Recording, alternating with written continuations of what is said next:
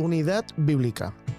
Es algo que suena muy lindo, pero me pregunto si sabemos lo que es y cómo se ve. En un mundo donde la realidad es que el cristianismo está más dividido que nunca, surge la pregunta, ¿será que podamos realmente estar unidos como Jesús pidió que estuviéramos unidos? ¿Será que existe un camino? En el estudio que vamos a hacer hoy de Filipenses capítulo 2, justamente Pablo le está hablando a una iglesia dividida y trataremos de analizar y aprender cómo lograr verdadera unidad a través del estudio de Filipenses. Así que quédate con nosotros en esta edición de Estudiamos Juntos.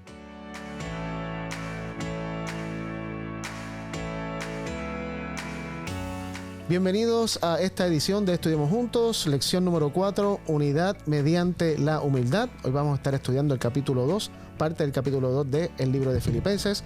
Y estoy con Sammy y con Joel. Y vamos a esta mañana a comenzar con una oración. Y luego entonces comenzamos con el tema. Así que Sammy, tú pudieras comenzar orando. Señor, te agradecemos porque estamos aquí buscando de tu presencia, de tu palabra, Señor, y pedimos que tu Espíritu guíe todo lo que se va a hablar en esta mañana y que sea de gran bendición. En el nombre de Jesús. Amén. Amén. Amén. Muy bien. Unidad y división. Antes de comenzar con el tema, o sea, de leer Filipenses, quiero hacer un resumen de algo que me llamó mucho la atención cuando estaba estudiándolo. Y es que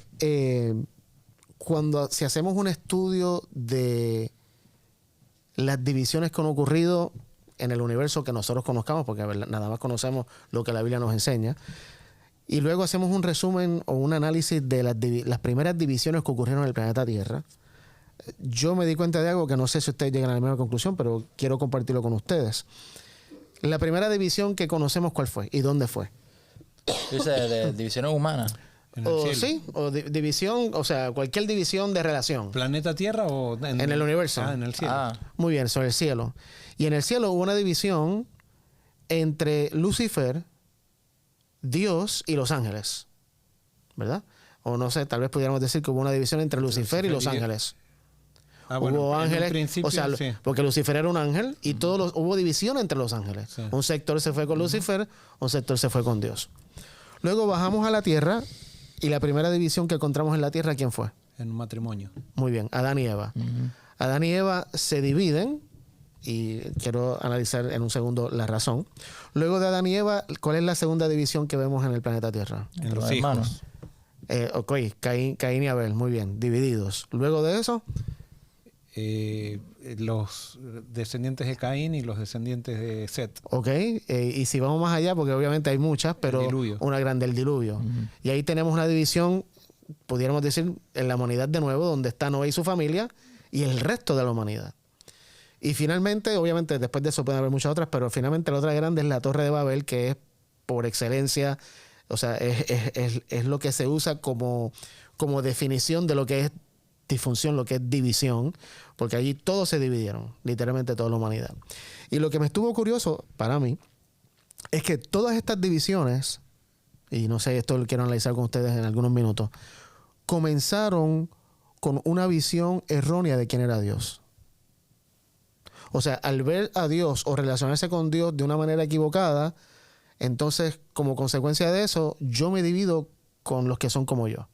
Es que no sé si hace sentido lo que estoy diciendo. Esa es la base de toda división. ¿Ok? O sea, la percepción de Dios que tengas o está de acuerdo a la realidad o está de acuerdo a una negación de la realidad, que eso es engaño. Ahora no sé si es consciente o inconscientemente. Claro. Porque no sé si es como que, estoy pensando mal de ti y ahora voy a actuar de esta manera, o simplemente porque tengo una percepción mala de Dios que es a sabiendas o en ignorancia.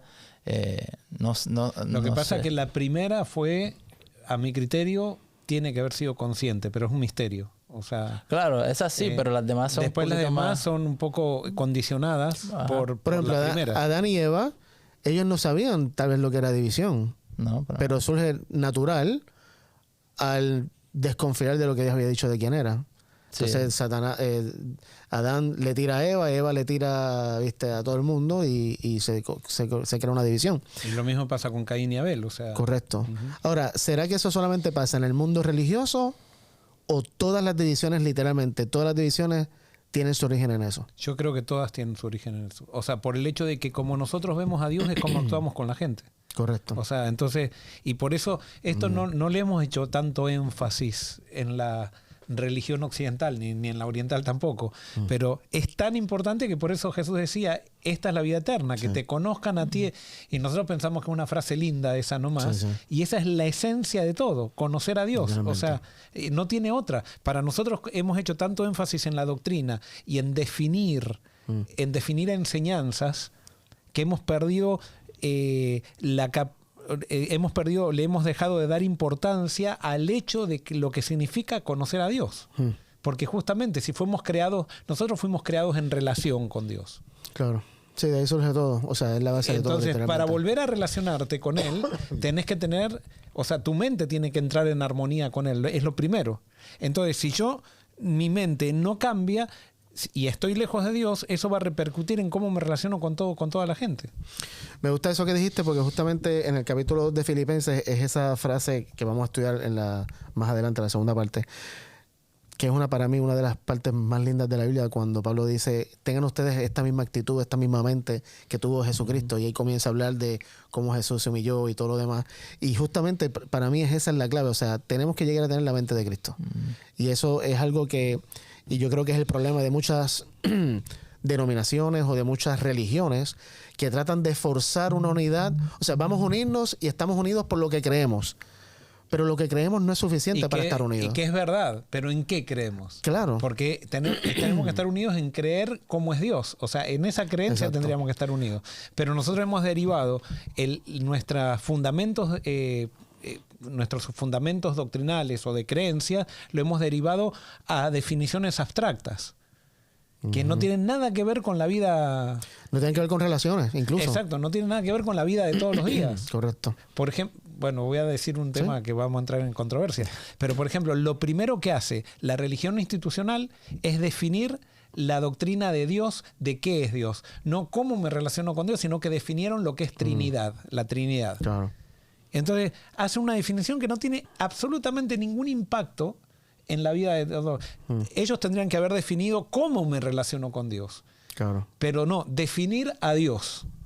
Primero con nuestra mente, que es imposible. O sea, y entonces tratan de hacer una definición y una vez que definen una cosa, dicen que el que no cree así, sí, se cierra. Ya no hay más división. Claro, ya no hay más opción. Claro, porque está forzado eso y Dios nunca fuerza. Evidentemente hay una falta de conocimiento de Dios para hacer una doctrina de Dios. Y yo creo que en el episodio pasado estuvimos hablando de justamente cuán dividido está el cristianismo, y es justamente por eso. O sea, hasta que no salgamos de esa manera de pensar y nos enfoquemos en relacionarnos con Dios, nunca vamos a lograr la unidad bíblica. Ahora, no te quiero sacar de... No, tranquilo, por eso traje la pregunta. Pero, por ejemplo, ¿por qué viene esto? Porque esto, la iglesia, cuando nace por medio de los judíos. Y los judíos tenían prohibido definir a Dios. O sea, porque para ellos era Dios tan grande que sí, lo que ellos desarrollaban era cómo relacionarme con Dios. Y eso era lo que hacía la diferencia con los paganos. Cuando empiezan a entrar los pensadores griegos pensaban que Dios era la mente. O sea, que el alma estaba en la razón. Y que la razón era divina entonces. Entonces, para ellos, llegar a definiciones, si yo llegaba a una definición, era divina. Claro. Porque todo lo que, se pensaba con el alma, ellos pensaban que se pensaba con el alma. Entonces ya con esa manera de ver la vida, comenzaron a poner las doctrinas, comenzaron a hacer credos, basados en fundamentos que no eran los fundamentos que Jesús puso. Y entonces eso trajo toda la confusión y todas las divisiones que tenemos ahora. Entonces, por eso el punto que también que va con eso es que podemos todos creer lo mismo, pero si no estamos unidos en Cristo, por Cristo, no estamos unidos. O sea, estamos divididos. O sea, que lo que nos une es Cristo. Correcto. Y por eso, sí, o sea, creer lo mismo sin duda nos puede unir. Por ejemplo, los partidos políticos están unidos, entre comillas, porque creen lo mismo. Pero aún dentro de esos partidos hay tanta división. Pero suponete que todos decimos creemos en Cristo, porque ningún cristiano te va a decir no creo en Cristo. ¿Pero en qué Cristo crees? No, la cuestión es parecerse a Cristo. O sea, esa es la experiencia. Cuando mi creencia es simplemente algo intelectual, pero no se manifiesta en parecerme, en vida, no tiene sentido. Sí. Sí, pero también si no sabes quién es Cristo, puedes parecerte a una visión de Cristo que no es Cristo. Claro, si yo digo parecerme a Cristo, y para mí yo tengo una idea de Cristo es esto, y me estoy pareciendo a un Cristo equivocado. Sí. Y puedo decir, sí, me estoy pareciendo más y más a Cristo, pero no está. Por ejemplo, cuando tú piensas que Cristo condena, ajá. Claro, pero entonces tú te vas a parecer a Cristo condenando. ¿Dónde ves en los evangelios a Cristo condenando? No, claro. Pero entonces podemos estar unidos. Sí, si pero queremos, podemos estar unidos. Pero también mucha gente coge ahí y te pueden sacar con la misma Biblia. Mira, no con la Biblia, pero no con los evangelios. Ahí está el problema. O sea, no con la vida de Jesús. Claro, es que hemos puesto a la Biblia por sobre Jesús. No sé. Ese es el problema. Sí. Este sería un tema para hablar. Sí, yo creo que sí, porque creo que también con los mismos evangelios la gente te puede decir, por ejemplo, y por eso es que entonces hay que estudiar más profundo, porque dicen, mira, aquí Cristo literalmente cuando está hablando de los cabros de las cabritas, las separando, cuando esto se va a llevar a la condenación. Hay muchas cosas que tú puedes sacar de Cristo, de cosas que él dijo, que si no entiendes el carácter de Jesús, se puede malinterpretar hasta sus propias palabras. Yo creo que en el evangelio, cuando eso se llama estudiar la Biblia a la analogía del evangelio, a la analogía de Cristo, si vos analizás todos los evangelios, vos podés llegar a matices diferentes con una persona, pero es muy difícil que llegues a una posición contraria con otra persona. Y por ejemplo, y eso tiene explicación lo que vos decís, porque sí, hay palabras que podés agarrar y podés darle la interpretación que quieras a la palabra, pero cuando la analizás a la vida de Cristo, como decía Ángelo, en la vida de Cristo encontrás todo. Ahí que está, pero la vida de Cristo, y es que ahí es que está el punto. Entonces, ¿cómo...? Pero es que están los evangelios. No, y por eso yo lo que iba a decir era que sin duda, o sea, si tú coges, por ejemplo, hay gente que coge la historia de Jesús en el templo que volcó y dice, Jesús, esa es la ira, pero es una historia aislada. O sea, cuando tú estudias la historia completa de Jesús, te das cuenta de algo muy diferente a cómo se puede interpretar esa historia. Y por eso, en el caso de condenar, por ejemplo, ¿cuándo Jesús condenó a alguien? ¿En qué momento en la vida de Jesús, en la tierra, él condenó a alguien? Entonces ahí ya tú puedes darte de un patrón y decir, bueno, si Jesús nunca condenó a nadie, entonces eso tiene que ser una realidad. Cuando Jesús mató a alguien. O cuando Jesús mató a alguien. Sí, porque te puedes ir a condenar, te puedes decir, y los fariseos. No les bajaba con todas. No, eso es otra cosa. Claro. Pero eso lo estoy diciendo. Pero es que si vos haces una lectura superficial del evangelio. Claro, exacto. O sea, ¿cuánta gente hace profundidad así? Es más, los hermanos de iglesia que tenemos todos los elementos. Es la razón justamente de cuántas denominaciones existen, claro, porque todas la interpretan. Pero tenemos todos los elementos para estar unidos. Totalmente, eso estoy claro. Porque entonces estamos poniendo. Es más, tenemos el elemento que es el espíritu. Correcto. Bueno, ahí está, tenemos los evangelios. No ojo, y alguien puede decir, ¿estás en contra de la Biblia? No, pero si nosotros analizamos a los evangelios a la luz de la Biblia, vamos a llegar... Tenemos que analizar la Biblia a la luz de los evangelios, porque es lo más importante. Tenemos el Espíritu Santo. Y después, si hemos sido llenos del Espíritu Santo y la centralidad de Cristo como verdad, con eso podemos estar unidos. Claro. El problema es que hemos puesto cosas más importantes que eso. Esas tres cosas nos aseguran unidad plena. No es imposible la unidad. Bueno, es que vamos a seguir el ejemplo de la iglesia primitiva. ¿Qué fue lo que hizo que la iglesia estuviera unida? La iglesia primitiva, los primeros creyentes, estaban llenos del Espíritu, o sea, todos tenían el Espíritu, y lo que los unía era Jesús. O sea, nada más. La historia de Jesús. Nada más. Sí. Después de eso, podían haber diferentes opiniones, diferentes creencias, pero eso era lo que los mantenía unidos. Es más, tenían diferentes creencias y no está mal, porque somos seres humanos limitados. Pero hay algo fundamental, o sea, la manifestación de alguien que está en Cristo es que se parece a Cristo. No es que define bien una doctrina, no es que trabaja para una institución religiosa, sino que se parece a Cristo. No eso es dogma. Correcto. O sea, parecerse a Cristo es dogma. Sí. Ahí es la única dogma que podemos seguir. Claro, no podemos decir. Vos podés, y alguien puede decir, bueno, pero por ejemplo, Pedro no se parecía a Cristo y era discípulo, y es verdad. Pero el objetivo era parecerse a Cristo en todo.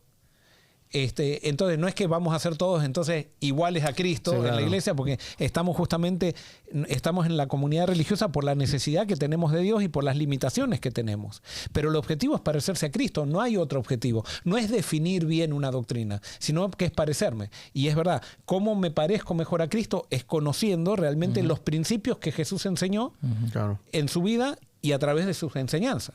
Esos principios son también dogmáticos. O sea, por ejemplo, ser honesto. Sí, claro, eso. O sea, uno puede decir, no, hay una variación. Claro. O sea, en cierta situación no podemos ser honestos. Pero, por ejemplo. Bueno, pero alguien. No quiero ser abogado del diablo, pero alguien te puede decir, bueno, y por ejemplo, los judíos en la Segunda Guerra Mundial, si venía un nazi y decir, tú estás escondiendo a un judío, ¿y vas a ser honesto? No, ahí es que... Sí, está ahí. Bueno, cójalo y mátenlo. Hay dos principios ahí que... Porque eso es lo que digo. O sea, hay para estudiar. No es que es algo superficial lo que estamos diciendo. Totalmente. Pero hay principios que incluso te ayudan a poder descifrar esas situaciones. No, y lo hablamos, creo que fue hace 2 sábados cuando tuvimos acá la lección general en la iglesia de Forest City, cuando hablamos de los 3 principios... los top 3 que son los relacionales, los de cuidado personal y los rituales. Y que sin duda los relacionales toman precedencia, pero hay momentos que por la situación entra en tensión y ahí, o sea, no es que está mal, no es que, viste, voy a dejar tengo que dejar el rito por algo para yo poder sobrevivir.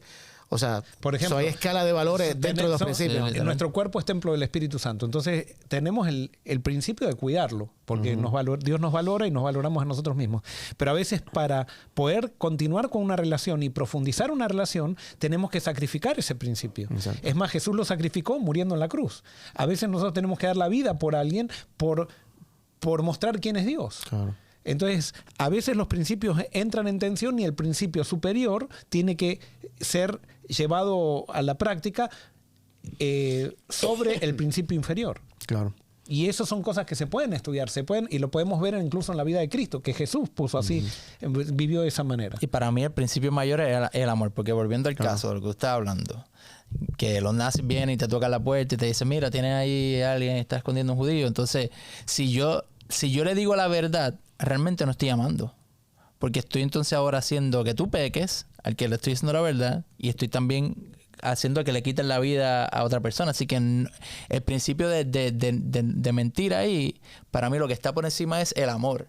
Entonces, yo amando, ¿cuál va a ser la acción que yo tome que voy a amar como Jesús ama? El caso para mí, por eso lo del caso de Rahab, para mí ella no fue una mentira. Claro, pero ahora yo te puedo decir, ojo, voy a hacer hipotéticamente, no estoy de acuerdo con vos. Okay.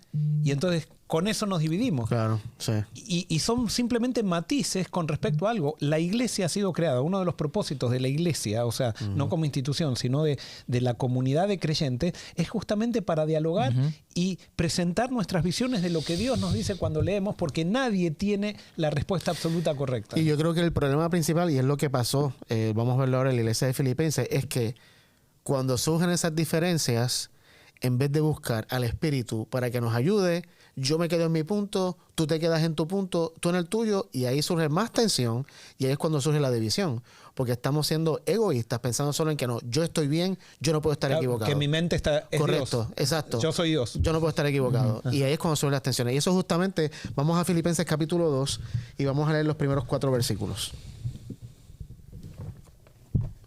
Por tanto, si hay algún consuelo en Cristo, si algún estímulo de amor, si alguna comunión del Espíritu, si algún afecto entrañable, si alguna misericordia, completad mi gozo sintiendo lo mismo, teniendo el mismo amor, unánimes, sintiendo una misma cosa.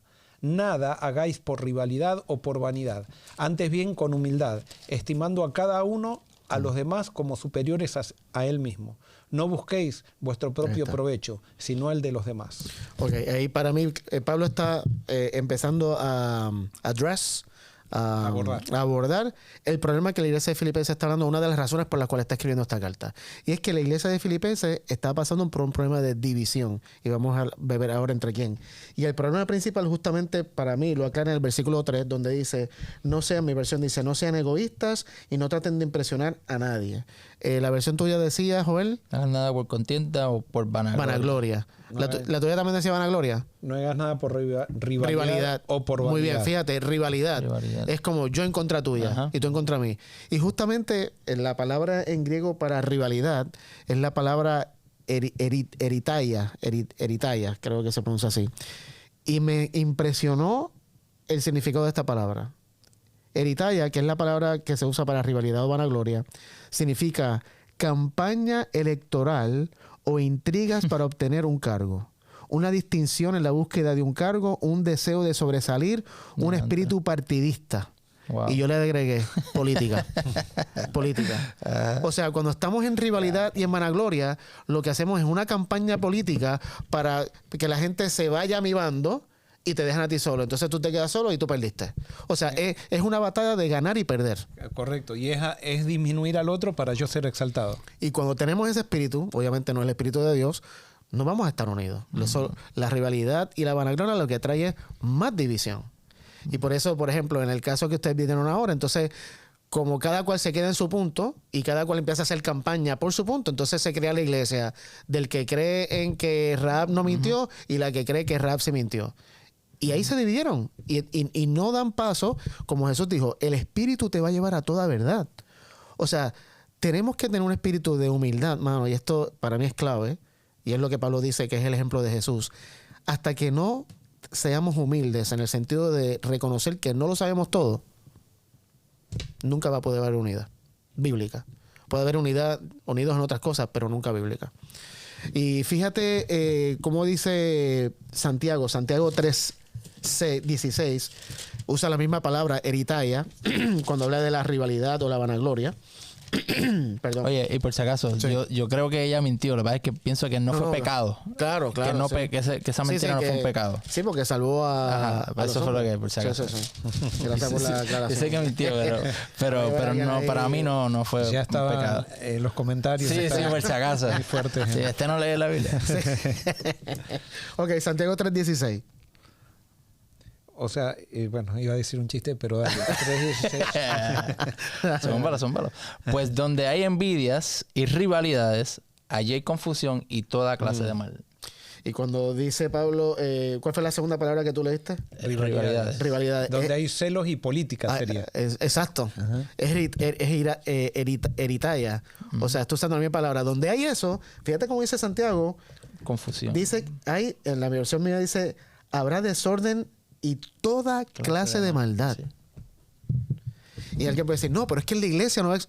No, es que justamente, lamentablemente, en la iglesia es donde más vemos estas políticas, estas rivalidades. Y es lo que menos, y es el pecado que más afecta, pero el que menos le damos en la escala de valores de cuán malo es. El que más se impuso si no crees en la doctrina tal, sos hereje. Pero sos político...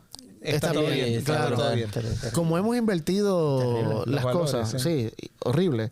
Así que la política es una de las cosas más sucias y carnales que podemos usar. Literal. Y según Santiago, trae toda clase de males. Sí. Y a veces nos queremos exaltar como religiosos y como iglesia. No, que nosotros operamos diferente a una empresa o incluso a sistemas de gobierno. Y cuando hacemos lo que pasa política es que lo mismo. Sí, las empresas hacen política y la confiesan. Nosotros hacemos política y decimos que Dios está dirigiendo todo. Sí. Y por eso, otra cosa que puse aquí es que una persona que tiene esta mentalidad realmente no tiene límites para lograr sus objetivos. Si yo quiero lograr esto, a través de la política voy a hacer lo que sea. Sí, un político puede usar a Dios para llegar claro. O sea, usar la imagen de Dios. Y mata, y miente, y roba, y adultera, y hace todo, porque el fin justifica los medios. Y justamente el problema de la iglesia de Filipenses era tener un problema serio. Y serio, algunos eruditos piensan que no era un problema doctrinal, obviamente. Pero vamos a Filipenses 4. Bueno, ahí ves en los eruditos dicen, no era un problema, entonces no era un problema tan malo. O sea, porque no era problema doctrinal. Exacto. Pero es un problema relacional. Claro. Totalmente. Y eso es un buen punto. Y fíjate cómo Pablo le da nombre y apellido al problema. Mano. Filipenses 4, versículos 2 al 3. Medio. Sí, las tiró al medio bien brutal. ¿Quién lo lee? Filipenses 4, 2 al 3. ruego a Evodia y a Síntique que sean de un mismo sentir en el Señor. Asimismo, te ruego también a ti, compañero fiel, que ayudes a estas que combatieron juntamente conmigo en el Evangelio, con Clemente también y los demás colaboradores míos, cuyos nombres están en el libro de la vida. Ok, so aquí Pablo tira al medio, como decimos, tirar al medio es una expresión que es como que exponerlas a Evodia y a Síntique. Por muchos años, ¿sabes? A mucha gente ya conoce sus nombres, pobrecitas. Evodia y Síntique. En la tumba dice, en la lápida dice, estas son de las cuales habló Pablo. Sí. Y me llama la atención, varias cosas. Número uno, evidentemente estas dos mujeres eran líderes en la iglesia de Filipos. Y no solamente líderes, capaz que eran pastoras, capaz que eran ancianas, no sabemos. Pero eran líderes.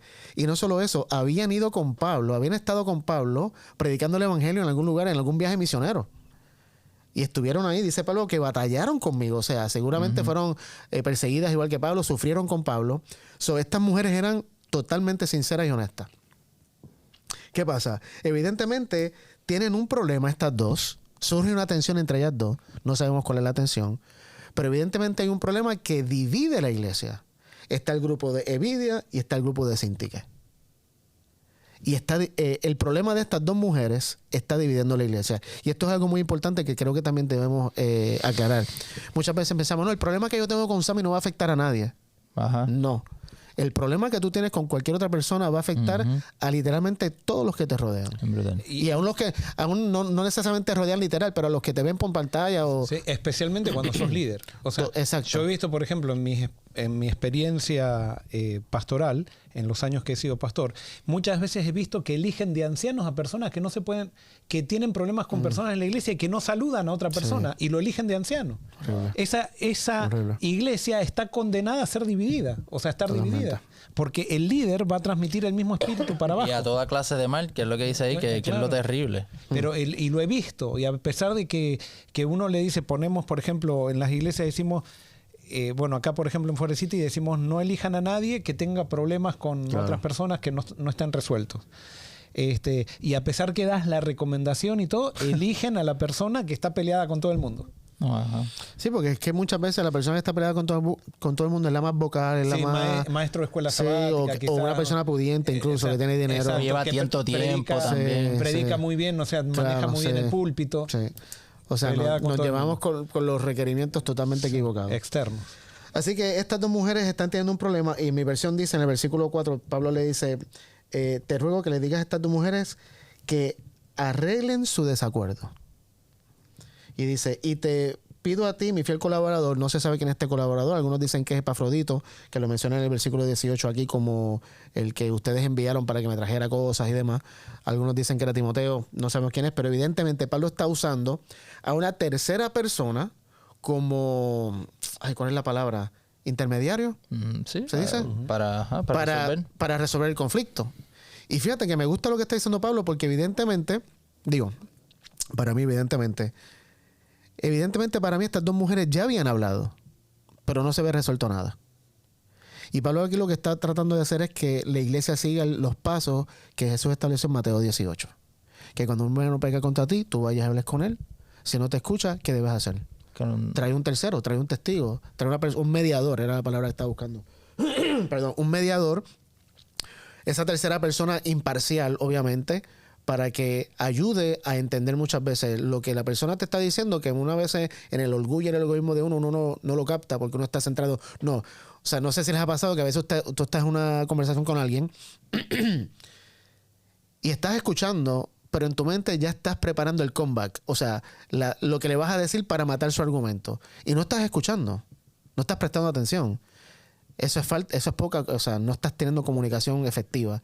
Tienes que escuchar, como dice Santiago, también ser lento para hablar y rápido para escuchar y entender lo que la persona, de dónde está viendo esa persona, lo que te está diciendo. No tienes que estar de acuerdo, pero sí tienes que tener empatía con lo que la persona te está diciendo. Yo creo que Epafrodito está haciendo eso. Esto es madurez espiritual. Me encanta de que Pablo está hablando de esto, porque la iglesia a veces sucede es que todas estas cosas están sucediendo y a veces por no querer meternos en los conflictos, que a veces es incómodo, ya sea que no sabes resolver conflictos, te genera ansiedad, cualquier cosa, a veces preferimos ignorarlo y pues que este vaya por allá y aquel se vaya por allá y sigan en su ministerio y la cosa va funcionando. Pero me encanta que Pablo no está diciendo eso. No, mira, hay que resolverlo. Correcto. Entonces, creo que esto es de suma importancia para la iglesia. No podemos simplemente pasar por debajo de la mano y dejar las cosas así. Yo creo que cuando hay conflictos, cuando hay enemistades, rivalidades, cualquier cosa que sea de esa manera, hay que resolverla. Y yo sé que a veces es difícil, depende de tu crianza y todo el asunto, cómo resolver los conflictos, pero si tú logras, si la iglesia logra resolver los conflictos de una manera sana, en amor, eso ya para mí es un logro espiritual brutal. Justamente ahí pasa, porque va a ser imposible que no haya tensiones donde hay seres humanos limitados. La cuestión es que no es proponerse que no haya tensiones, sino la cuestión es proponerse cómo vamos a resolver las tensiones cuando surjan. Y resolverlas de una manera espiritual, no de una manera carnal. Correcto. Entonces ahí está, siempre va a haber tensiones, siempre va a haber problemas, siempre va a haber desacuerdos, siempre va a haber amenazas de división. La pregunta es cómo las resolvemos cuando surgen esas amenazas. Y justamente con esto vamos a terminar nuestro programa, porque la segunda parte vamos a estar analizando cómo podemos solucionar las divisiones que puedan haber en tu casa, en tu iglesia, en tu comunidad, de una manera bíblica, de una manera sana, de una manera, como decía Joel ahora, espiritual y no carnal, porque recuérdense que estamos en una batalla, pero nuestras armas no son armas humanas, son armas espirituales. Y como decía Sammy también ahorita, el arma más poderosa que Dios nos ha dado es su amor. Y el amor de Dios vence todas las cosas. Que Dios te bendiga y te esperamos en la segunda edición, en la segunda parte de Estudiamos Juntos.